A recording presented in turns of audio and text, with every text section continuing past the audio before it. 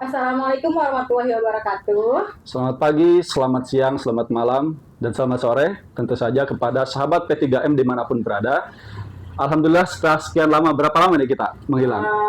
Satu abad kali ya.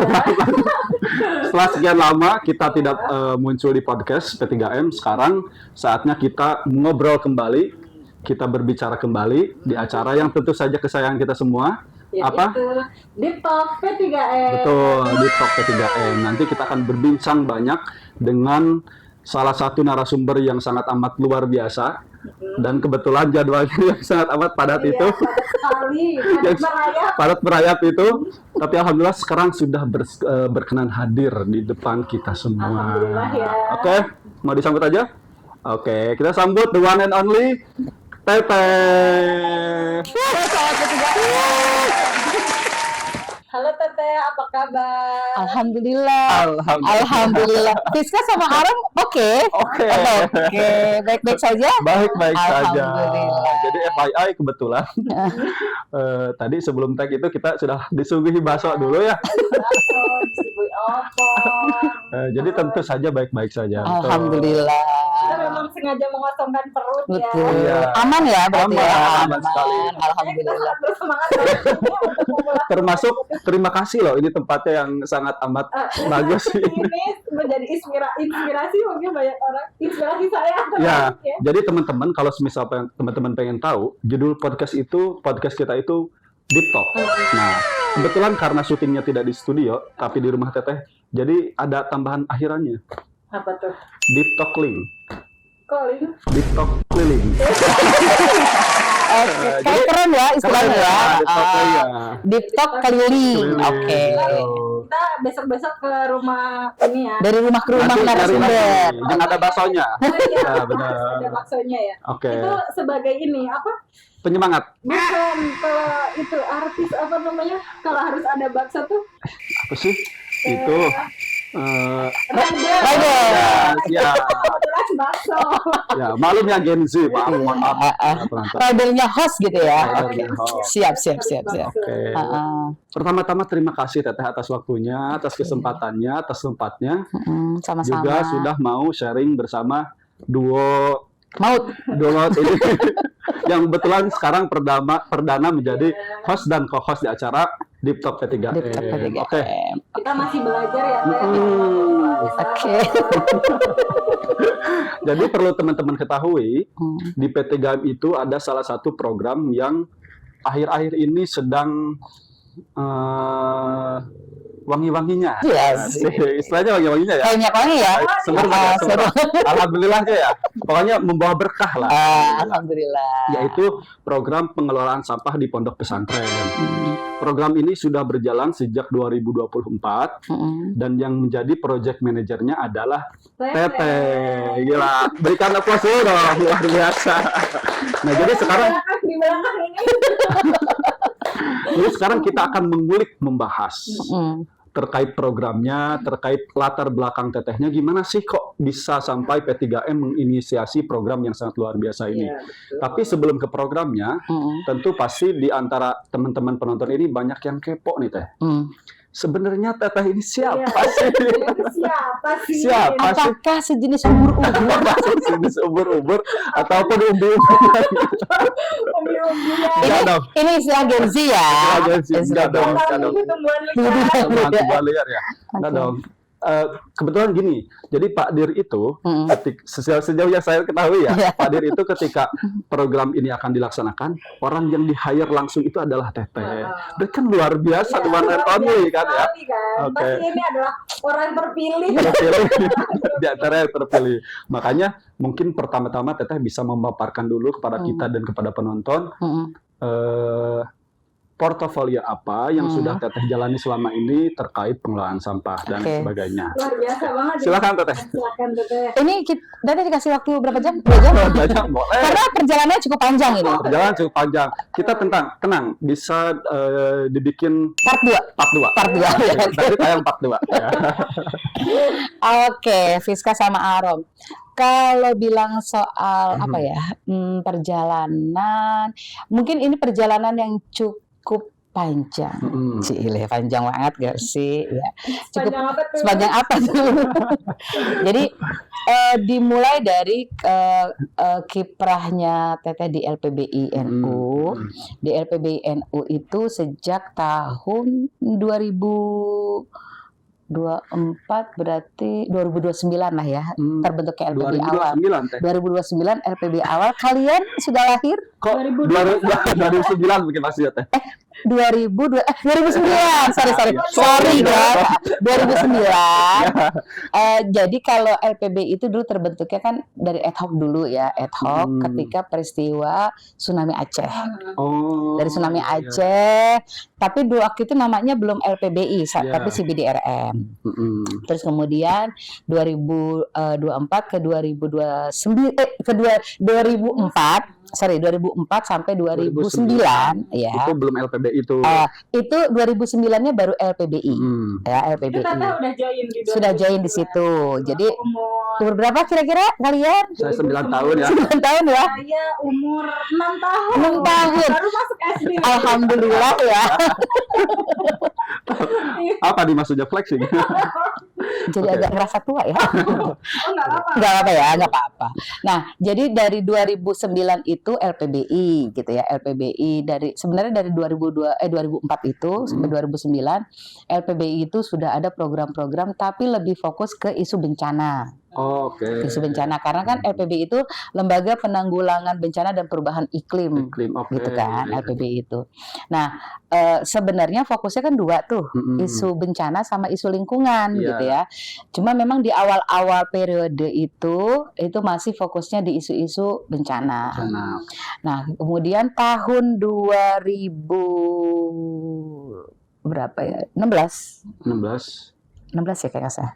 Insya Allah ya, mudah-mudahan ya. Maklum ya kan terlalu panjang sekali perjalanan itu Kebetulan kita ya. kalau Teteh nyebutin tahun yang salah juga kita iya aja. Iya aja ya. Kurang lebih ya. Di 2016 itu mulai di LPB itu ada pendirian Bank Sampah Nusantara BSN, Bank Sampah Nusantara LPBI NU. Jadi dia satu unit lah yang ada di LPBNU, fokusnya adalah fokus lingkungan, bank sampah. Dia mengelola bank sampah yang ada di gedung PBNU. Jadi pada saat itu satu-satunya bank sampah yang ada di perkantoran itu baru BSN LPBNU dan itu pun di gedung PBNU di itu yang 2016. Iniannya TP. Kebetulan dikasih amanat untuk menjadi direktur BSN di tahun 2016 itu. Jadi itu cikal bakalnya BSN. Nah, kalau misalnya mau bilang kenapa kok tiba-tiba jadi ada bank sampah, karena selama ini di LPB itu kita misalnya sering mendampingi, mengedukasi masyarakat untuk memilah sampah, bikin bank sampah segala macam. Tapi apa yang kita lakukan selama ini kan cuman based on teori. Iya. Jadi kalau kita ngasih kita ngasih masukan, kita ngasih saran ke LPBI daerah misalnya gitu ya, ataupun ke bank sampah unit yang kita bentuk gitu ya. Itu lebih ke karena kita ngerti teorinya tok gitu. Nah, tapi kan akhirnya semakin lama tiba-tiba bank sampah kita banyak yang pada gulung tikar, tiba-tiba udah nggak bisa menjalankan lagi bank sampahnya. Nah, kita kan akhirnya berpikir, wah kayaknya nih yang namanya advice gitu ya, yang namanya masukan, kayaknya lebih bagus kalau kita juga pernah melakukan deh gitu. Jadi by experience gitu loh, berdasarkan pengalaman gitu ya. Makanya akhirnya kita berusaha untuk membuat bank sampah di gedung PBNU dengan segala macam kendala dan sebagainya. Jadi artinya dari mulai 2016 di HPSN tanggal 21 Februari 2016. Jadi pada saat HPSN Hari Peduli Sampah Nasional di tahun 2016 saat itu baru kita mulai membentuk bank sampah. Jadi mulai dari kita menerima sampah-sampahnya dari penghuni gedung PBNU sampai ke masyarakat sekitar, karena kan PBNU itu kan di belakangnya ada masyarakat yang tinggal di pinggiran kali, ya kan? Nah, itu kan kita melihat bahwa kalau misalnya kalinya itu dibuangin sampah, kemudian terjadi banjir dan sebagainya, PBNU kan juga pasti terkena dampaknya gitu. Jadi yang akhirnya yang kita edukasi bukan cuma warga PBNU ya, tapi juga masyarakat yang ada di sekitar gitu. Jadi mulai dari ya ngumpulin sampah, benar-benar mereka menjual mengumpulkan sampah, kemudian menjadi nasabah BSN, kemudian ada transaksi jual beli sampah. Aku pernah dengar yang ada program sedekah sampah itu yang tuker baju. Oh iya. Nah, itu LPBI. Iya, itu BSN.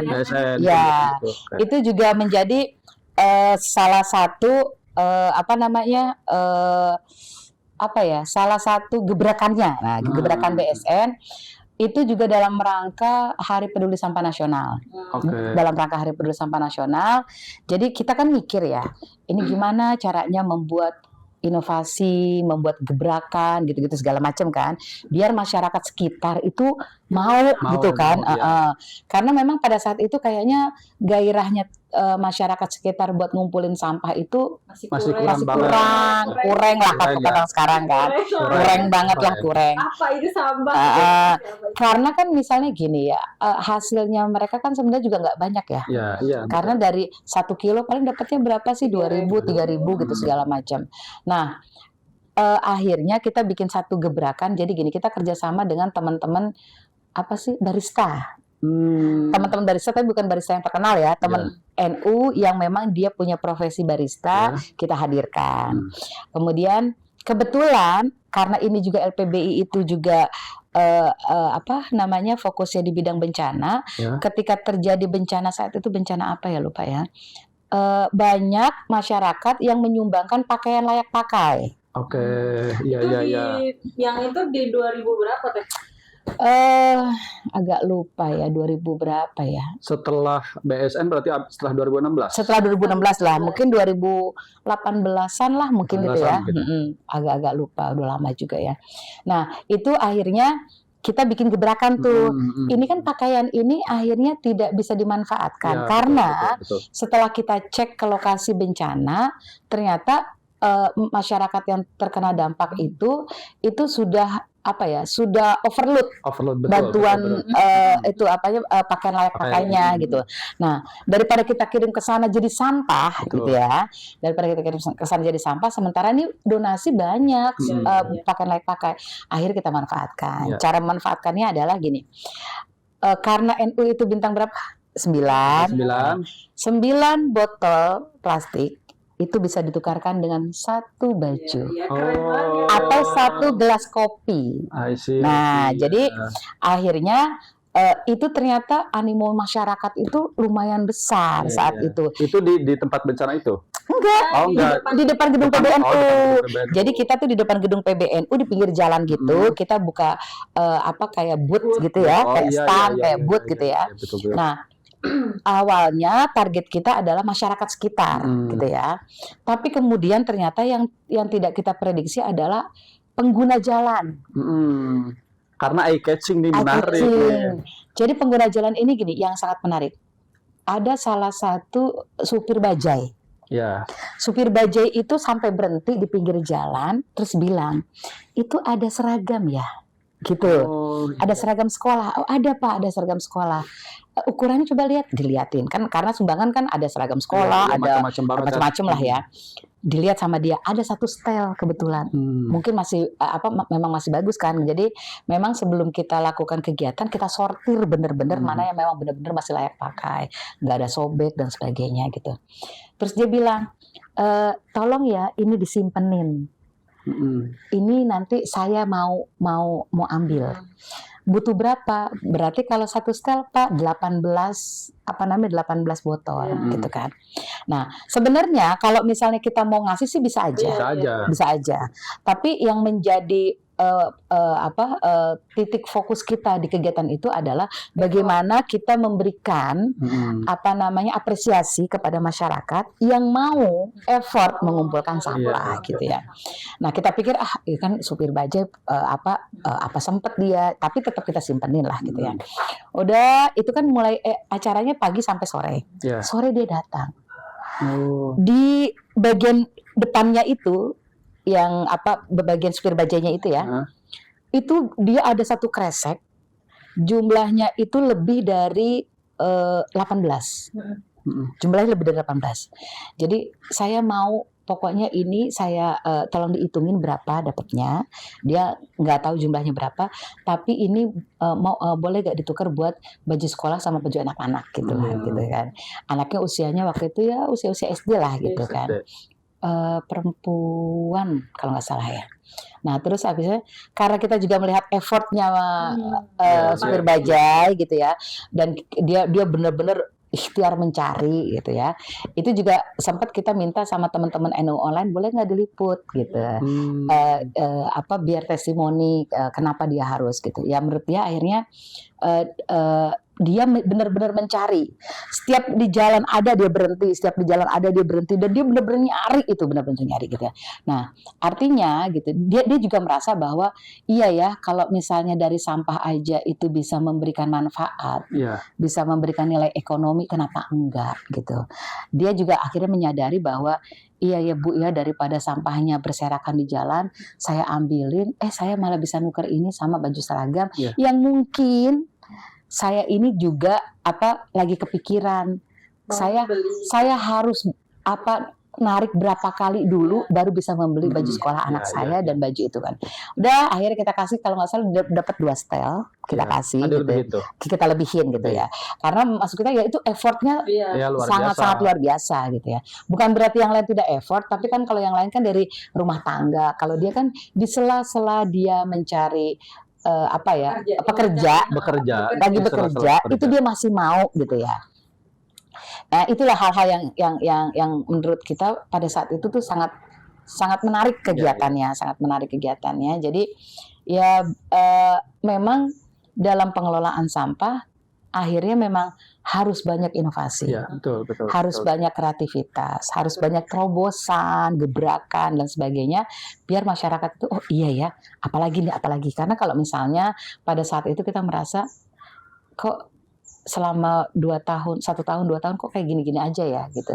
Jadi perlu ada gebrakan-gebrakan. Jadi perjalanan itulah gitu ya, dari 2016 yang benar-benar BSN-nya ya, sampai sekarang yang sampai 2024 lah, yang akhirnya ikut bergabung sama teman-teman P3M gitu ya. Itu memang sudah melalui proses yang seperti itu gitu. Jadi artinya menjadi direktur bank sampah dengan target misalnya pada saat itu bank sampah kita unit ya sebenarnya udah sekitar 120 apa 130 yang sudah ter-SK-kan di Indonesia, di seluruh Indonesia. Nah, tapi memang yang memang sangat disayangkan pada saat itu adalah tidak banyak yang survive. Dari 123 itu paling yang bisa survive itu ya separohnya lah gitu. Karena itu tadi kita awal-awal itu yang penting gini, bank sampah pada saat itu berdiri karena tergiur oleh tontonan-tontonan bahwa bank sampah A menghasilkan omset 1 miliar. Ya, nilai ekonomisnya. Tanpa misalnya masyarakat dikasih tahu kendalanya apa, tantangannya apa dan sebagainya. Nah, akhirnya menjelang 2019-an lah. Kita akhirnya sepakat bahwa target kita tidak mau menambah jumlah, tapi mencari bank sampah, mencari bank sampah yang berkualitas. Makanya dulu itu kalau misalnya ada bank sampah, misalnya ada daerah mana gitu ya, dari lingkungan NU, pesantren, komunitas gitu biasanya sekolah dan sebagainya. Bu, kita minta dibentuk bank sampah dong misalnya gitu ya. Nah, ada syarat yang kita kasih ke mereka. Yang kita kasih ke mereka, kita mensyaratkan bahwa mereka wajib ngisi form kajian ataupun asesmen yang kita bikin. Jadi walaupun akhirnya itu menimbulkan pro dan kontra. Alah mau bikin bank sampah dibikin ribet banget gitu. Nah, Kenapa mereka harus ngisi form? Di form itu kita itu meminimalisir hal-hal yang dapat membuat bank sampah itu tidak berjalan lagi. Jadi kita minimalisir segala macam resikonya. Kita tanya misalnya di form tersebut misalnya ini yang mau dibikin adalah bank sampah atau rumah kompos. Oh gitu ya. Karena judulnya adalah latar belakang misalnya di mana bank sampah ataupun rumah kompos ini mau dibikin. Misalnya levelnya lingkupnya adalah RT ya. Di RT itu sampah apa yang paling banyak, yang paling mengganggu, yang paling tidak bisa diatasi? Organik atau anorganik? Organik atau anorganik. Kalau misalnya organik, ya nggak boleh bikin rumah jangan bank sampah, tapi rumah kompos, gitu kan. Tapi kalau misalnya yang banyak ini ternyata barang-barang yang anorganik misalnya, ya udah baru bikin bank sampah. Itu kenapa harus seperti itu? Karena untuk sustainability. Nah, karena biar sustain lah gitu. Kalau misalnya yang menjadi masalah di situ adalah sampah organik, kita bikinnya bank sampah, ya bank sampah paling sampah-sampah cuma sedikit doang. Habis itu dia bisa berjalan nggak? Padahal kan nanti kalau numpuk bekas makanan di rumah sampah, nah, kurang tepat ya, kurang tepat gitu. Jadi artinya latar belakang itulah yang mereka harus isi, yang harus mereka analisis supaya mendapatkan treatment yang pas dari kita, dari BSN. Kita tahu apa betul. Jadi yang namanya Bank Sampah Nusantara atau BSN itu tidak mesti harus yang harus diaplikasikan adalah bank sampah, nggak harus gitu. Tapi kita membuka peluang, mau bank sampah, mau rumah kompos, ayo kita dampingin. Yang penting analisisnya teman-teman yang mengajukan itu sudah benar gitu ya. Berapa jumlah warga yang kira-kira mau ikut? Menurut mereka apa tahapan yang harus dilalui pertama? Perlukah misalnya ada sosialisasi? Jadi bukan berarti misalnya udah oke, kita bentuk bank sampah ya. Bank sampah kan misalnya gini. Kita itu dulu namanya gini. BSN LPBNU cabang misalnya ya, cabang Ansor Tulung Agung, ada kayak gitu. Nah, BSN LPBNU cabang Mans 4 mana gitu, atau Fatayat atau pesantren. Jadi kita cabangnya ada, nama mereka ada, tapi depannya tetap BSN gitu ya. Nah, jadi pasti itu akan berbeda-beda gitu, akan berbeda-beda. Mulai dari mereka juga tahu nanti kalau sampahnya udah terkumpul, misalnya yang anorganik, sudah adakah kerjasama dengan recycler? Kalau misalnya belum ada, ya terus nanti sampahnya numpuk di mana? Sudah ada belum lahannya untuk naroknya? Nggak ada. Terus kalau udah ditumpuk gimana? Apakah nanti ini akan diizinkan oleh masyarakat sekitar? Apakah ini memang yang dibutuhkan oleh masyarakat sekitar? Jadi artinya memang proses untuk menjadi bank sampah akhirnya menjadi sangat-sangat panjang. Betul. Itu yang menimbulkan pro dan kontra. Tapi bagi kita pada saat itu, terutama Teteh pribadi, mendingan kita panjang di awal, ya, kesananya juga panjang, sustain, daripada kita udah asal bentuk, tapi ini juga nggak berjalan lama, gitu loh. Betul. Karena apa? Karena ternyata kita tidak bisa mengantisipasi beberapa resiko-resiko, beberapa tantangan, beberapa kendala itu nggak bisa diantisipasi. Nah, makanya agak agak ribet di merekanya ngerasa bahwa BSN ribet, nggak asik. Orang minta gini doang aja nggak dikasih. Ya daripada kita udah effort bareng, tapi ternyata sananya belum tepat analisisnya gitu. Belum siap gitu. Karena memang pada saat itu tuh bahasanya ya. Kalau istilah anak sekarang euforia aja. Betul. FOMO. Istilah anak sekarang FOMO ya. FOMO. Situ ada bank sampah, kita bikin bank sampah yuk. Situ ada bank sampah, kita bikin bank sampah yuk. Tanpa mereka tahu gitu. Nah, ini juga yang akhirnya dulu itu Teteh waktu itu sempat ngobrol juga sama bapak-bapak dari KLHK. Sama Pak Nofrizal yang pada saat itu di KLHK itu sempat ngobrol, Pak bisa nggak sih gitu ya bahwa pemberian penghargaan penghargaan kepada bank sampah bla bla bla bla bla bla itu tidak diukur dari nilai omset. Ya. Misalnya penghasilan dia berapa. Sekarang gini misalnya. Kalau misalnya ada nih bank sampah, contoh ya misalnya. Bank sampah binaannya misalnya pemerintah daerah, contoh ya. Pemerintah daerah. Nah, kalau misalnya itu binaannya pemerintah daerah, biasanya kan disupport sama pemerintah daerah. Gaji drivernya dari APBD, misalnya gitu kan. Kemudian transportasinya mobilnya APBD, gitu kan. Terus kemudian ada beberapa sarana prasarana dari APBD. Artinya terpenuhi. Nah, artinya kalau berapapun jumlah transaksi yang mereka dapatkan, kan kalau bank sampah itu kita mainnya diselisih lah ya, apalagi kalau misalnya tabungan, kita kan harus berbagi sama nasabah. Betul. Nah, kalau misalnya berapapun yang mereka dapatkan itu adalah keuntungan bersih mereka, ya enggak? Sementara bank sampah yang muncul dari masyarakat, ya, secara swadaya sendiri, berapapun yang mereka dapat itu masih harus dipotong. Betul. Dengan kita misalnya operasionalnya biayanya berapa dan sebagainya berapa. Jadi kalau gajinya untuk sarana prasarananya, beli timbangan, cuma sekedar beli ATK, fotokopi buku tabungan, itu kan juga membutuhkan biaya gitu. Sementara yang namanya biaya adminnya bank sampah itu nggak boleh sampai 50% dong. Paling kan cuma 20-30 lah paling banyak pemotongannya gitu ya, selisihnya. Nah, selebihnya kan nggak boleh gitu.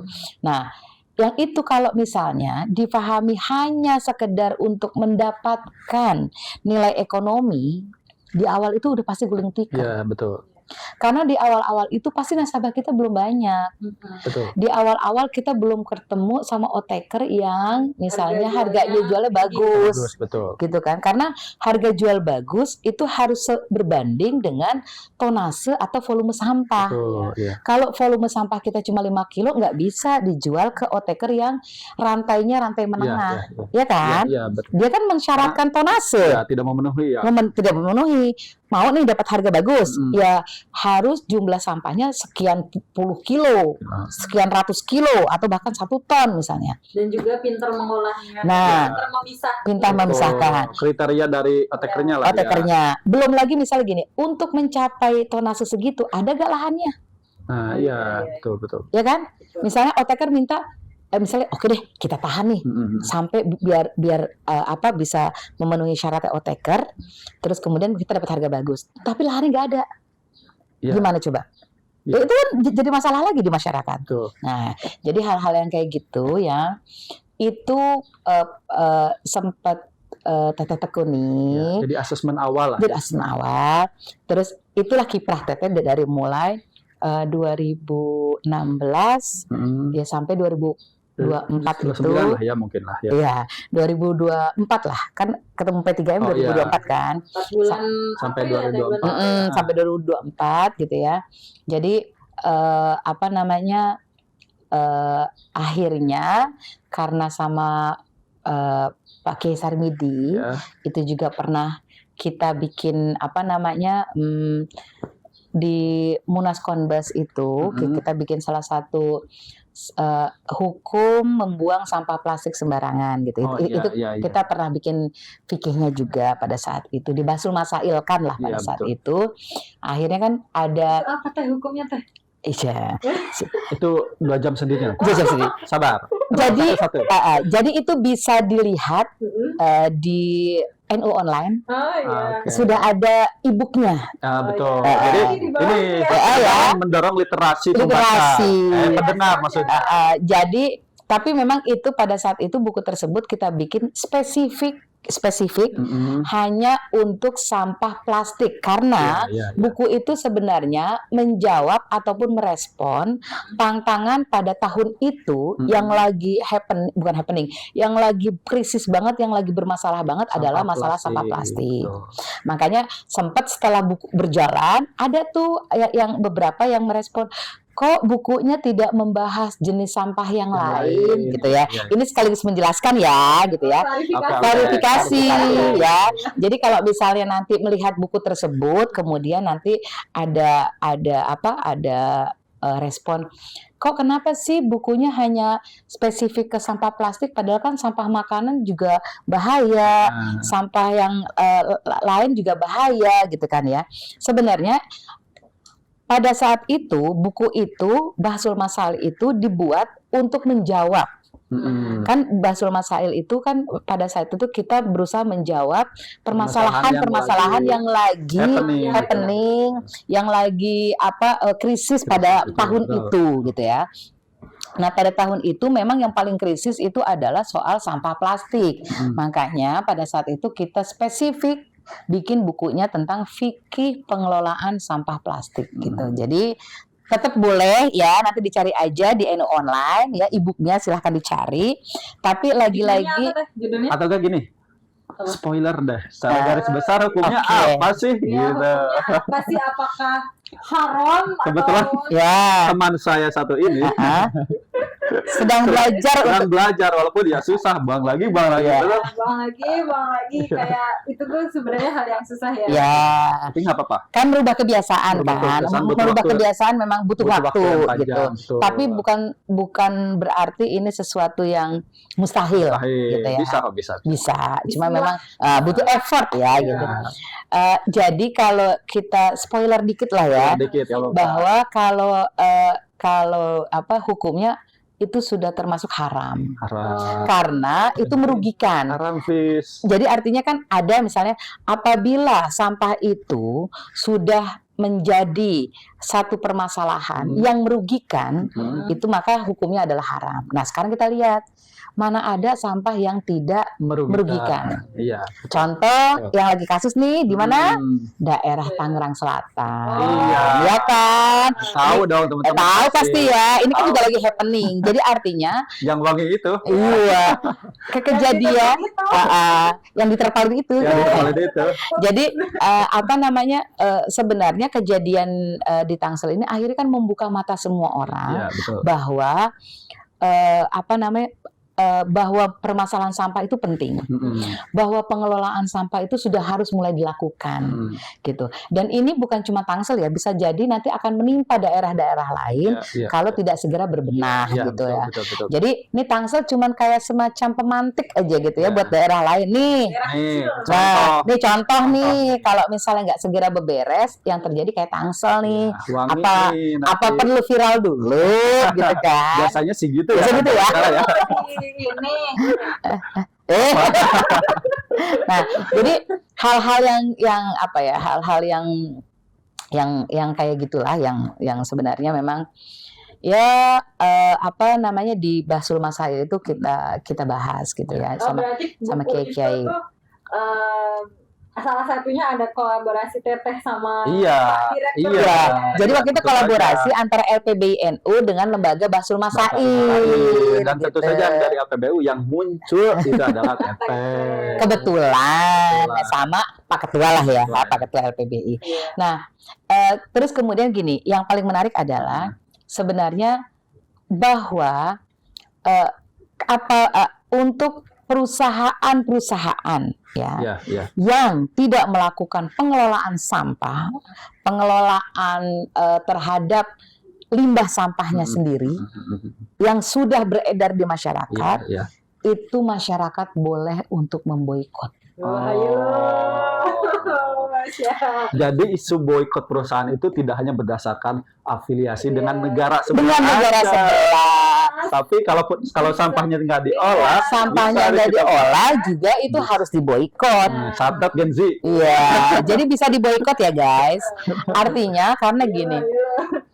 Artinya ini kan sampah itu kan ketika perusahaan sudah membuat kemasan yang tidak ramah lingkungan misalnya, seharusnya kan ada perencanaan bagaimana nanti sampah itu ketika di masyarakat, itu nanti gimana caranya supaya itu tidak menjadi masalah misalnya. Ini contoh ya, kalau misalnya ada perusahaan, itu kan masyarakat juga harus ikut membantu. Kita bantu loh, bantu misalnya. Oke, kita kasih contoh misalnya gini. Sampah-sampah plastik botol mungkin ada nilainya. Sampah kardus ada nilainya. Sampah yang daur ulang ada nilainya. Tapi apakah sampah kemasan ada nilainya? Saset-saset, apakah ada nilainya? Ketika itu tidak ada nilainya, yang di snack itu, kayak misalnya bekas sampo gitu. saset, kopi saset dan sebagainya gitu kan ya. Kalau misalnya dari perusahaan belum memberikan satu solusi, terus masyarakat mau berbuat apa? Iya. Kalau misalnya nih sekarang kan misalnya air mineral, botolnya itu kan punya nilai ekonomi. Nggak usah juga masyarakat itu ngumpulin. Kita buang, besok juga pengepul, habis gitu kan. Betul. Jadi artinya sebenarnya kalau masyarakat itu tahu ada nilai rupiahnya, ada nilai ekonominya, sebenarnya itu langsung bisa, mereka itu langsung memilah. Mereka ngerti kok masyarakat itu. Mana barang-barang atau sampah-sampah yang mempunyai nilai ekonomi, mereka ngerti gitu. Tapi itu kan yang menjadi permasalahan adalah gimana sampah yang nggak punya nilai ekonomi, gitu kan? Nah, itu yang menjadi permasalahan kita pada saat Basul Masail kemarin. Gitu. Makanya, kenapa perusahaan-perusahaan itu wajib hukumnya untuk bertanggung jawab terhadap sampah yang dihasilkan. Kemasan-kemasan sampah kemasan yang mereka hasilkan. Betul.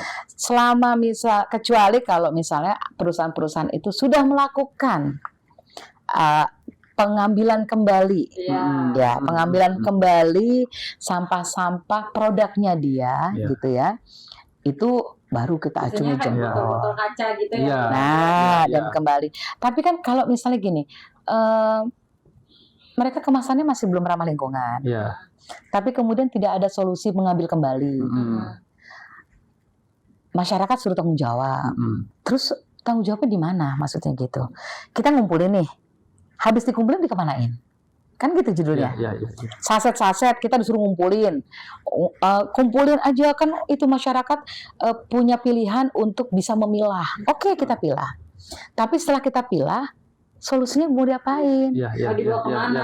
Karena taker nggak mau nerima.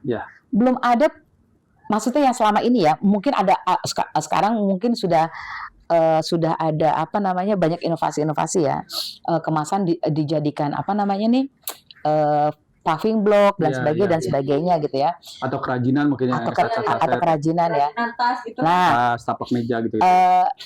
Dan itu misalnya pada saat itu, di saat kita membuat buku tersebut, itu belum banyak yang melakukan inovasi itu gitu ya. Jadi kita merasa penting bahwa udah nggak apa-apa, boikot nggak apa-apa. Dalam rangka biar tujuan kita pada saat itu ternyata adalah biar si pengurusahaan itu juga mempunyai, ya selain sadar ya, tanggung jawab, gitu loh. Memang sih sampahku adalah tanggung jawabku, tapi kan sampahnya kalian juga tanggung jawab yang kalian, gitu loh maksudnya. Jangan cuma jualan doang, terus habis itu nggak ada tanggung jawab untuk mengolahnya, gitu ya. Nah tadi yang sebelum ke pertanyaan selanjutnya, nyambung yang Fiska tadi, misalnya dibikin kerajinan-kerajinan. Kalau dari teteh pribadi nih, selama kita belum punya pasarnya, betul. Itu cuma akan menjadi sampah tertunda. Jadi misalnya nih, kan sekarang banyak di kelurahan-kelurahan, desa-desa mengajarkan pelatihan bagaimana membuat tas, stiker dari kemasan-kemasan saset. Tapi apakah juga diajarkan untuk bagaimana memasarkannya? Kadang yang luput dari sosialisasi pengolahan itu justru di bagian marketingnya, target pasarnya dan sebagainya. Betul. Karena misalnya gini, orang zaman sekarang itu akan membandingkan barang baru, barang recycle, ya kan? Sebagus apapun barang recycle, hari ini itu orang itu, artinya gini, kalau misalnya yang ditargetkan adalah masyarakat yang lebih memahami estetik, gitu segala macam. Tapi kan ini kan sebenarnya pasarnya kecil. Betul. Yang bisa menghargai nilai estetik, nilai ramah lingkungan, itu kecil pasarnya. Apakah masyarakat bisa menembus pasar ini? Jarang. Sementara ini pasarnya yang lebih luas, pasar yang lebih melihat fungsi daripada estetik. Contoh misalnya tas. Ada satu tas baru sama tas yang dibikin dari plastik itu. Teteh paham betul, ngerti proses bikinnya, bahwa proses bikinnya kalau mau menjadi tas yang benar-benar layak gitu, itu memang butuh proses. Waktu yang lama ya. Dan harganya jadi sangat mahal. Jadi ketika orang membandingkan tas yang baru sama tas recycle, orang bakal milih mana? Tas Yang baru. baru. Karena apalagi mereka ingat, Mahal. dari sampah kok mahal. Karena masyarakat kita belum banyak yang bisa menilai itu dari sisi estetikanya, handmade-nya gitu ya. Bahwa ada cerita di balik itunya. Itu masih banyak masyarakat. Artinya ada, tapi pasarnya masih sedikit. Masih pasar terbatas lah. Tapi tidak banyak dari itu. Artinya kalau misalnya ini bukan menyalahkan, bukannya maksudnya desa salah ya, enggak. Tapi artinya kalau misalnya dari desa sudah mulai misal mengajarkan bagaimana merecycle, membuat produk-produk yang dari barang-barang yang sudah tidak terpakai, boleh.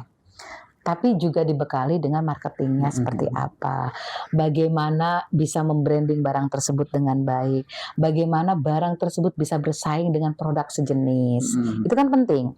Artinya kualitas juga harus diperhatikan, gitu-gitu segala macam lah gitu kan.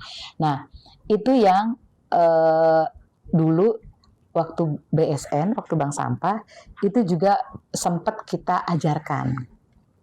Jadi kalau kita dulu nggak main plastik, dulu mainnya dari koran. Jadi karena waktu itu BSN itu di perkantoran, sampahnya yang paling banyak itu kan kertas dan koran, paling banyak. Nah, tapi kan gimana caranya BSN punya gebrakan biar ya pemasukannya tidak hanya dari jual beli yang mungkin tidak sebegitu besar lah ya nilainya ya jual beli. Kalau cuma mengandalkan jual beli, ya Allah itu gulung tikar gitu loh. Karena kadang uang selisihnya itu nggak bisa nutup operasional. Nah itu harus punya gebrakan. Gebrakannya adalah kayak kertas, koran itu kita jadikan lintingan, kemudian dibikin kayak entah itu souvenir, entah itu dari pulpen, entah itu, dan itu alhamdulillah cukup berhasil. Jadi beberapa kementerian misal akhirnya pesan ke kita, mesen itu dong bloknot sama pulpennya tapi dari yang recycle. Jadi kita bikinkan dari bubur kertas, dari lintingan dan sebagainya. Jadi benar-benar ramah lingkungan. Terus kita bikin souvenir kayak misalnya ikon penari-penari, tapi kita bikinnya dari lintingan koran atau kertas. Kemudian kita bikin lukisan, kaligrafi dan sebagainya dari situ. Artinya kalau dari sisi ekonomi, misalnya harga 1 kilo koran ya cuma dihargai kadang 3.000 misalnya gitu ya. Tapi kalau misalnya 1 kilo koran itu kita jadikan barang-barang seperti itu, kan nilai jualnya lebih tinggi. Lebih tinggi, betul. Gitu. Kita juga bisa sharing sama nasabah dengan nilai yang lumayan besar, karena kita juga mendapatkan hasil yang lumayan besar. Nah, pada saat itu apakah SDM-nya BSN yang bikin? Enggak juga. Udah di luar. Kita itu ada yang namanya di sekitar PBNU ada namanya rumah singgah. Rumah singgah itu adalah rumah keluarga yang mempunyai anggota keluarga yang dirawat di rumah sakit seperti kanker, tumor dan sebagainya. Misalnya mereka dirawat di rumah sakit Cipto tuh ya, kan Cipto kan. Nah sementara kan keluarganya kan nggak punya tempat tinggal gitu kan. Sementara karena misalnya harus berhari-hari berbulan-bulan kadang-kadang ya dirawat. Nah sama kita kerjasama dengan mereka. Mau nggak mereka buat lintingan. Nanti satu lintingan kita hargai berapa. Kita ajarin dulu cara membuatnya gimana, kualitasnya kayak apa, nanti kita hargain. Jadi per 10 lintingan gitu. Tapi yang membuat produknya baru teman-teman BSN. Tapi kalau yang membuat dari mulai koran sampai kertas untuk dijadikan lintingan itu orang-orang rumah singgah, teman-teman disabilitas, kita juga pernah kerjasama. Jadi ada juga teman-teman Down syndrome, disabilitas kan. Betul. Mereka itu kan sebenarnya kan kalau pada saat itu ceritanya mereka cuma bisa sekolah sampai SMA aja. Itu juga udah alhamdulillah. Pasca SMA itu kan juga mereka bingung sulit ya untuk kuliah. Kerja juga nggak bisa gitu ya. Nah, akhirnya kita kerjasama dengan yayasan tersebut.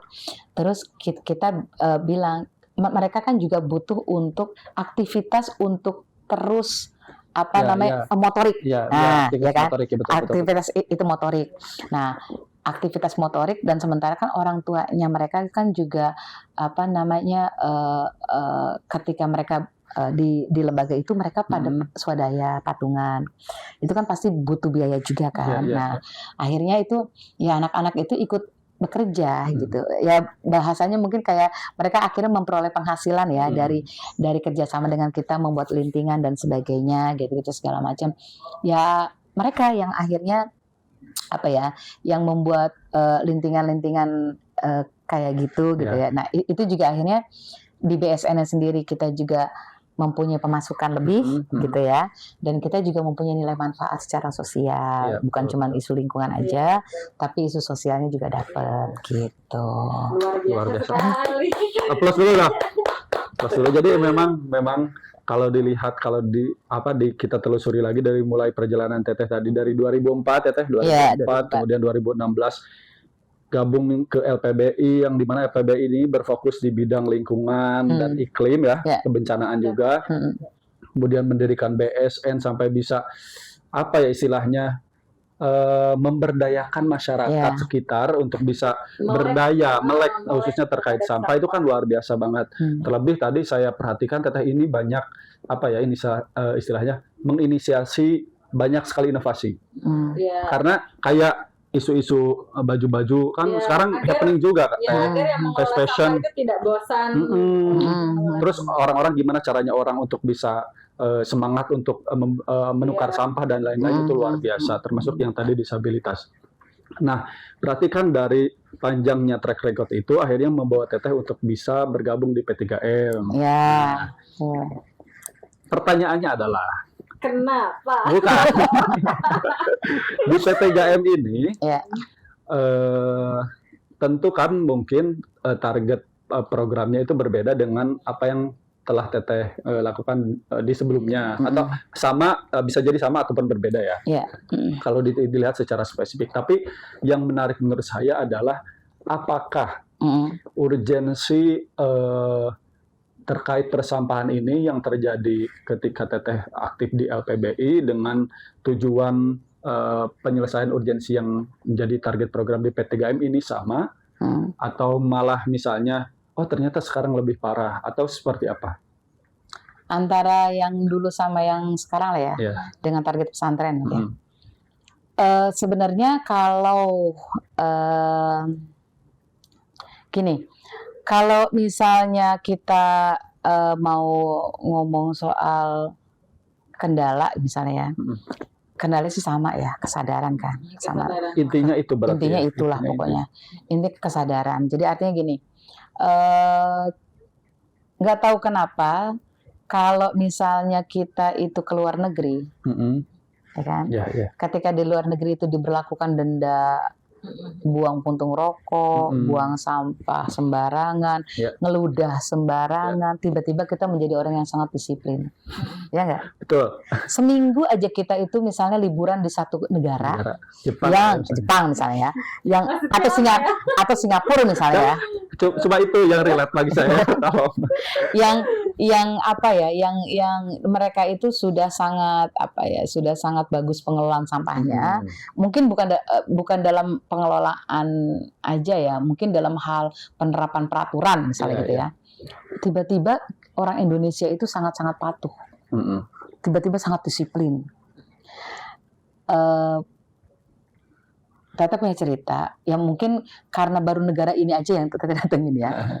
Waktu itu pernah ada short course di Australia. Nah, short course di Australia.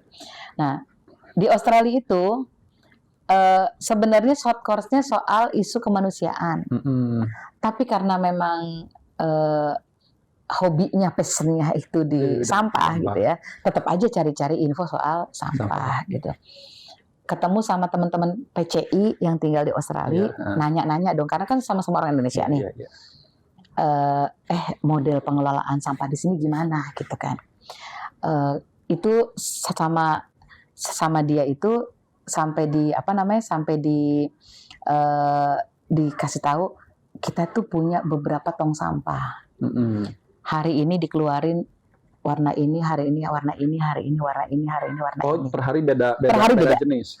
Dan itu setiap bulannya katanya tuh mereka dikasih kayak semacam selebaran lah atau edaran ya, bahwa hari Kamis sampahnya ini, hari ini sampah ini, gitu itu ada setiap minggunya ada edaran. Sampai ada juga kapan sampah furnitur boleh dikeluarin. Itu ada jadwalnya. Kok bisa sih kalian sedisiplin itu? Kok bisa gitu kan?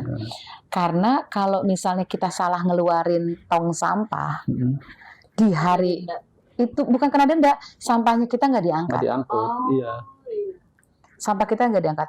Dan itu juga berlaku ke toko-toko. Jadi misalnya ya saking pengen taunya gitu ya. Jadi semua toko itu Tata masukin gitu kan. Oh ini dikeluarin, oh ini dikeluarin. Sampai ada satu toko grosir besar. Mereka itu sampai punya mesin untuk memisahkan sampah dan langsung dikelola di tempat. Jadi kayak semacam apa ya? Mungkin kayak semacam Carrefour gitu ya.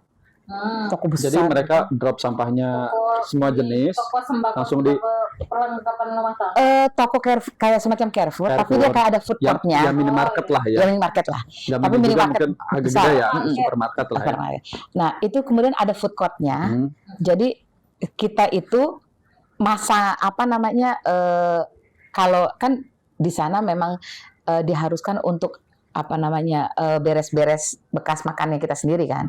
Itu langsung kita pilih, ini di sini ada, oh ini sampah plastiknya di sini, oh bekas makannya di sini, ini sini. Langsung dikelola sendiri.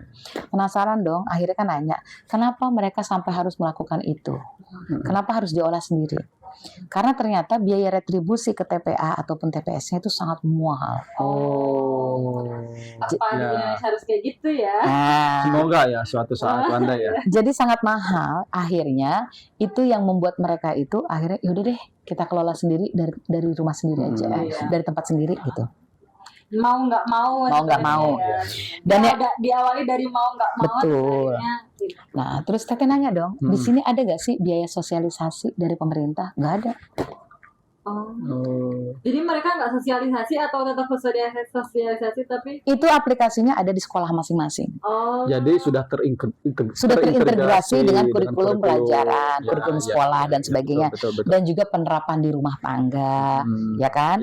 Jadi dan juga di semua supermarket produknya itu selalu ada tempelan bahwa mana produk-produk yang memang bisa direcycle plus dengan ini produk dibuangnya kemana, ini produk sudah selengkap itu ternyata. Selengkap itu. Jadi artinya kita kalau misalnya beli produk, kita tuh tahu produk ini nanti bisa didaur ulang apa enggak, masuknya ke tong sampah warna apa. Berarti memang tiap produk SOP-nya harus ada itu ya. Gitu. Nah, itu yang menarik kan. Artinya nggak ada biaya sosialisasi, tapi memang setiap hari mereka disosialisasi, gitu loh, ya kan? Tidak ada biaya sosialisasi khusus, ya penyuluhan kayak kita di Indonesia itu nggak ada, tapi di tiap produk, di tiap kebijakan rumah tangga itu ada. Gitu. Jadi sirkular ya antara pemerintah, pelaku ekonomi yang membuat produk dan masyarakat. Ya, oke. Jadi disiplin semuanya.